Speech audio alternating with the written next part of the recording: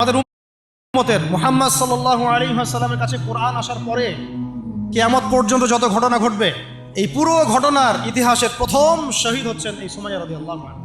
সুমাইয়া রাদিয়াল্লাহু আনহা একজন দাসী, দাস প্রথা ছিল তখন না, দাসী।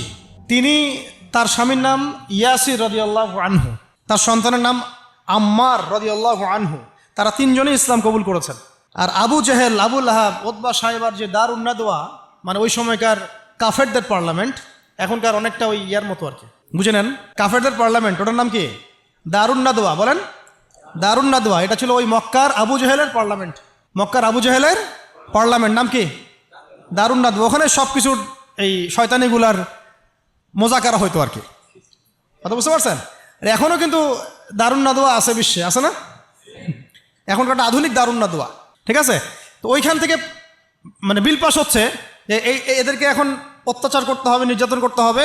তো সুমাইয়া রাদিয়াল্লাহু আনহাকে একেবারে শুইয়ে দিয়ে পিটাতে পিটাতে রোদের মধ্যে একদিকে মারা হচ্ছে, আরেকদিকে বলা হচ্ছে যে মুহাম্মদ সাল্লাল্লাহু আলাইহি ওয়াসাল্লামের এই দিনটাকে অস্বীকার করতে হবে।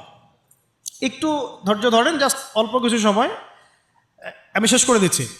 যে মুহাম্মদ সাল্লাল্লাহু আলাইহি ওয়াসাল্লামের এই দিনটাকে অস্বীকার করতে হবে, না হলে তোমাকে হত্যা করো। তো সে তো কোনোভাবেই দিন ছাড়তে রাজি নয়। শেষমেশ আবু জেহেল তাকে টিটকারি মেরে বলছিল যে বুঝেছি তুমি আসলে মুহাম্মাদের দিনের স্বার্থে না, বরং মুহাম্মদ সাল্লাল্লাহু আলাইহি ওয়াসাল্লামের সৌন্দর্য দেখে তার মনে হয় আকর্ষণে দিন কবুল করছে।